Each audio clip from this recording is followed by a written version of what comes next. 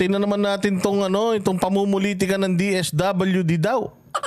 Pag-usapan nga natin itong pamumulitika ng DSWD, itong sinasabi namimiss yun na siguro si Amy Marcos. Hindi ba? Ay, day off ngayon, Monday, si Felix. Naku, ikaw talaga, Felix, ha? Sige, sa susunod na day off mo. Maglalasing tayong maga pa lang. Ito na. Politika sa ayuda. Tayo na, tagal-tagal na yan. Talaga to si Amy, kung ano-ano iniimbestigahan, di mo imbestigahan yung kapatid mo. Sige, pasok. Pinupolitika nga ba ang ayuda para sa mga mahihirap? Yan ang inusisa ng mga senador sa budget hearing kanina ng DSWD. Budget hearing ng DSWD.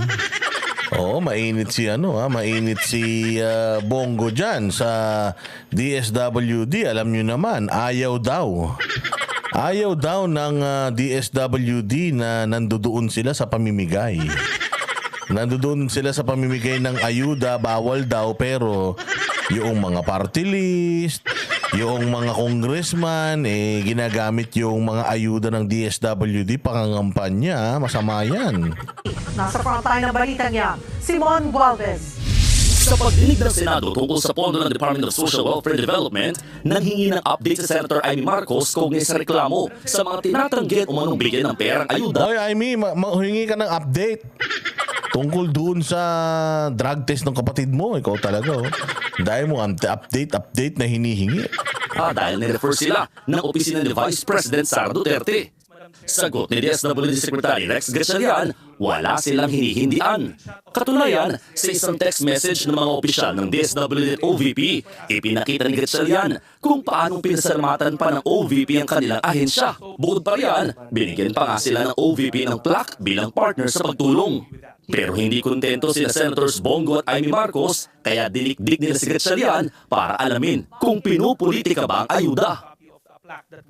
Wala bang instance o insidente na pina-hold yung payout sa inyo dahil kalaban po ito at hindi ito kakampi? Madam Chair, basta nangangailangan, tinutulungan ho ng Hindi nyo naman aming po department. masagot. Kasi dapat po, i-pay out Mr. namin. Secretary, alam nyo yung totoo at tinatago nyo yung katotohanan. Huwag na tayong Yan, ganyan dapat ba to? Dikdikin yung mga kupal na yan. Si Inday Sara na nagsabi, Gatchalian, so ibig sabihin, sinungaling si Inday? Sabi ni Inday, kaya siya humihingi ng mga budgets na ito. Kaya mayroon siyang inclusions ng mga budgets na yon para sa mga pagbibigay ng ayuda, tulong, ganito, ganyan. It's because kapag ang OVP daw humihingi sa DSWD, hindi daw nagagrant. Kasi daw kalaban sa politika. Si Inday Sara na nagsabi nun. Doon mismo sa Congress nung budget hearing, kaya dinidefend niya. But anyway, sabi niya kung ayaw niyo ibigay, diwag. Diba? Pero yun yung explanation. Kasi sinasabi ni Risa Ontiveros nun, duplication or redundant. Yung nagbibigay na nga yung DSWD ng ayuda, tapos nagbibigay ka pa ng ayuda, trabaho ng DSWD yan. So ang sinasabi kasi dito ni Inday, may lumalapit sa akin, alangan naman papuntahin ko pa sa DSWD. Kung sa akin na lumapit, di ba, ditulungan ko na, tapos hingi ako ng pera sa DSWD. Alangan naman, Madam Inday, lumapit po ako sa opisina nyo para humingi ng tulong para sa namatay kong mga manok. Sasabihin ni Inday, ay ganun ba? Gusto kitang tulungan, kaya lang wala kaming budget dyan. Punta ka na lang sa DSWD. So, mamasahe pa ulit siya papunta dun sa DSWD kung mabibigyan ko naman na ng tulong. Diba? Kung parang magiging na lang akong satellite office ng DSWD dito, bibigyan ko na sila ng budget para hindi na sila magpalipat-lipat kung saan. Yun yung gusto ni Inday Sara. Kaya ang problema nga daw, according to her, pinupolitika daw, pati yung ayuda, kala nyo naman sa inyo. Tangina nyo, hindi nyo naman pera yung mga hayop kayo. Pera ng taong bayan niya, kung makaano kayo, kung makapigil kayo, kala nyo naman galing sa bulsa yung mga kupal kayo. paikot-ikot dito. Ako galing rin po ako dyan sa executive department. Alam natin yung totoo. Huwag ko natin pagsamantalahan yung mga kababayan nating mahirap. Kinakailangan talaga panagutan ng DSWD kung bakit nangyayari paulit-ulit itong mga pagkakataon na ginagamit kayo na mas politiko pa kayo kesa sa politiko. Wala namang ganyan. Hindi na nakasagot sa pagdinig si Gatchalian. Pero sabi niya sa isang panayam, Hindi nagagamit ang DSWD sa kahit na anong politika. Nul, style mo. Siyempre, yun ang sasabihin mo. Kaya ka nga nilagay dyan dahil sinungaling ka eh.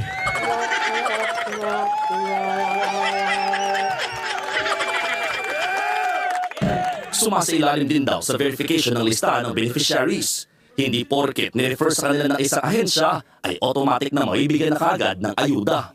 Nagbabalita mula sa frontline.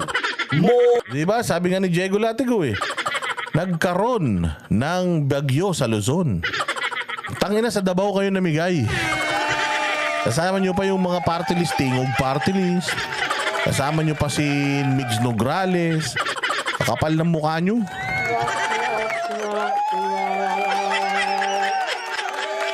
Ayaw nyo pa umamin? Ayaw nyo pa umamin na yung ayuda eh di umano ginagamit nyo na pang vote buying? Mga kupal.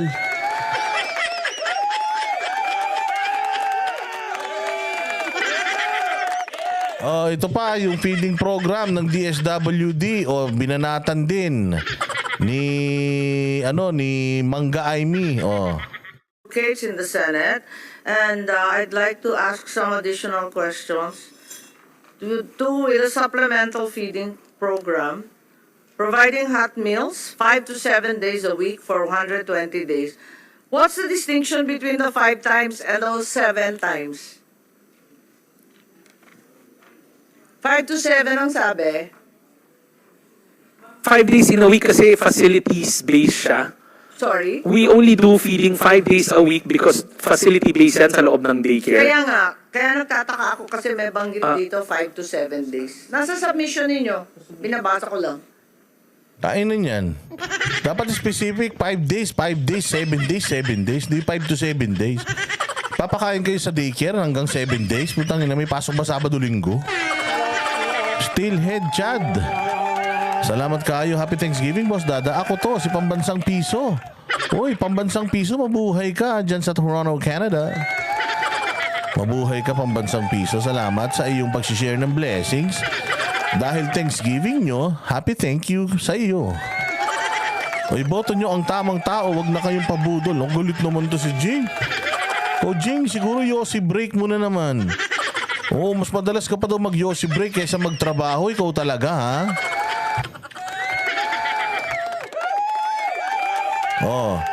Ano ba talaga? 5 days, 7 days? Sige nga, pakipaliwanag. Ma'am, just for the record, it's 5 days. Yeah, let's consider it a mistake. Yes, ma'am. Okay, ang nabigay sa akin eh. Mistake. Putangin na kung makakalusot lang.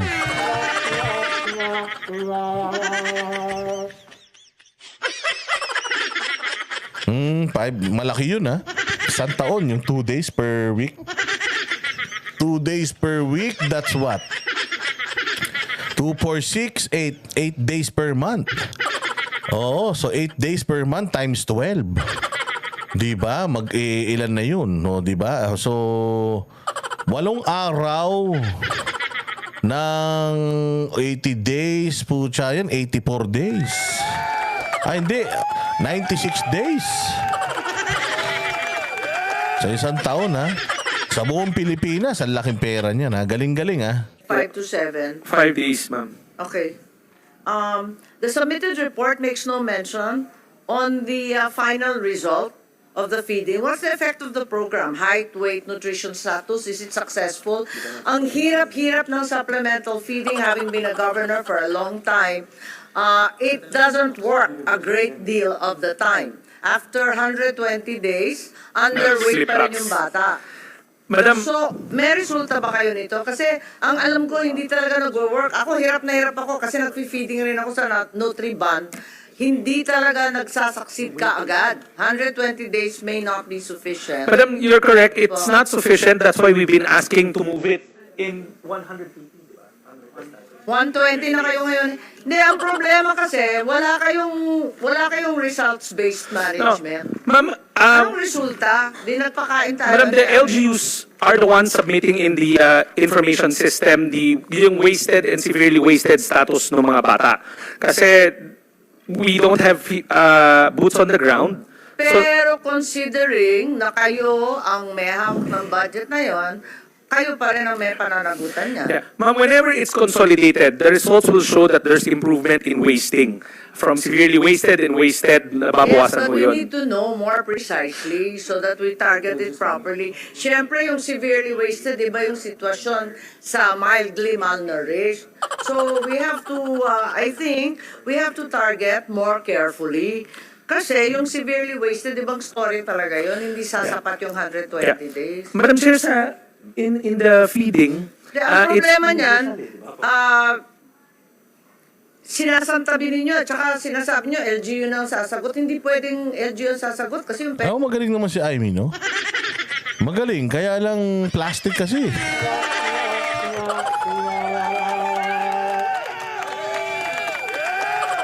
pera nasa inyo eh. Ma'am, okay, Madam Chair, the feeding has multiple modalities. One of the main modalities, we download the funds to the LGU for them to procure from local co-ops kasi hindi namin kaya mag-regional procurement all the time dahil wastage, spoilage.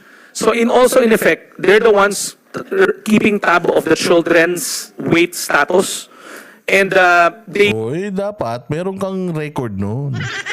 Dapat may data ka noon. Kasi ganito yan, sir, ha? Yung budget galing sa'yo. Hihingin mo yung budget sa Pilipino. So, dapat meron kang resulta doon sa budget na hinihingi mo sa Pilipino. Hindi pwedeng sa'yo galing pera, ibibigay mo sa LGU, tapos okay na, banjing-banjing na tayo. Hindi. Dapat din yung LGU, inaano nyo, pinupukpok nyo na mag-provide sa inyo ng data kasi nga dapat ipipresenta nyo yan sa tao na itong budget natin para sa pagpapakain sa mga kabataan sa loob ng 5 araw sa mga daycares sa buong Pilipinas na 7 billion ay ito na po from itong mga kabataan na to na ganito yung kanilang timbang noon. After po ng ating programa, sa loob ng 1 taon, ay nadagdagan na po sila ng sakit sa ulo, gano'n. Hindi yung... kasi ganito yan. Hindi na kasi namin kaya, so binibigay namin sa mga LGU. Then yung LGU na bahala, yung data nasa kanila, putang ina, ba't ikaw nangihingi? Di dapat yung LGU na manghingi niya, nasa kanila pala yung data input it in the feeding information system. Pero can't we require, bago kayo can't it be required, bago kayo mag-release ng pera ulit sa LGU, dapat may closure report sila kung ano nangyari sa bata. Sir, there is a post-feeding assessment that they submit to us. But we have no results. Madam in the Chair- report you provided, walang naibigay. Did it work? Didn't it work? Were Madam we Chair, successful? yes. Were we palpable? Madam Chair, what we can do is furnish the committee a copy of the results. Basically, what we look for are anthropometric measurements. Yung head circumference niya, Yes, understood. height, Kaya weight, lang- BMI. Pero wala siyang before and after. Kailangan maliwanag yung before and after eh. At Ma'am- saka dapat siguro, iba-ibang klase, yung severely wasted nga, kesa sa mas mild or just occurred during the bagyo. Madam Chair, there is a baseline data that is Yun na nga, collected but it- and I an haven't endline seen data. anything. Madam Chair, what we will do is we'll submit to you. All you're providing us is what was released. Madam Chair will submit to the committee the results of the feeding program in the past 3 years. Pucha, kung si Inday yan. Kung si Inday ang ganyan, walang maipaliwanag, tapos ganyan ang sasabihin, sigurado headline yan.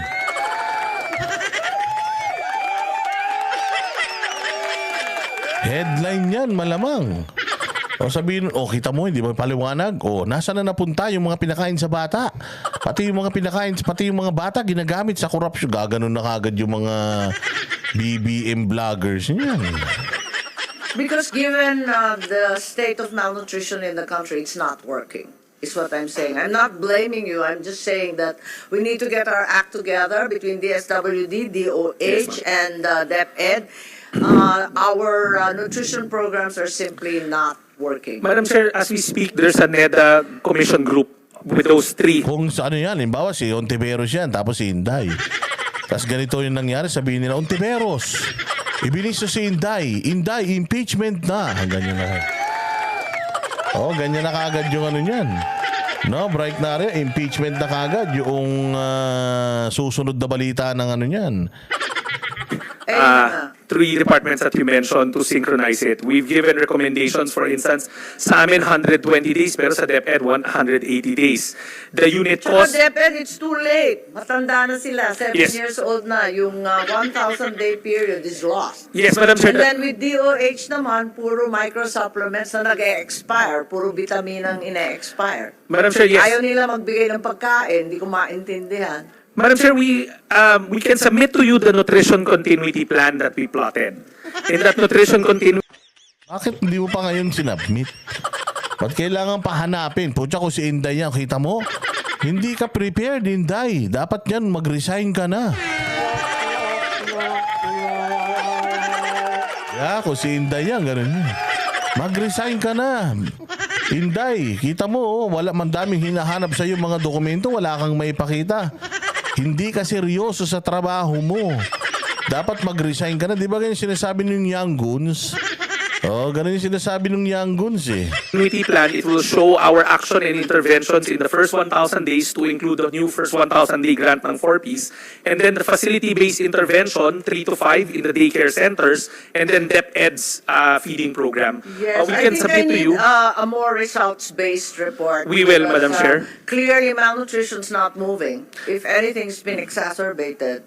We will, Madam. We'll submit to you, Madam Chair, the post-feeding reports that we have for the prior 3 years. Third Di ba? Sabi ko nga sa inyo, medyo si Amy, medyo nagpapasikat dito, medyo pumapalag-palag si Amy dito,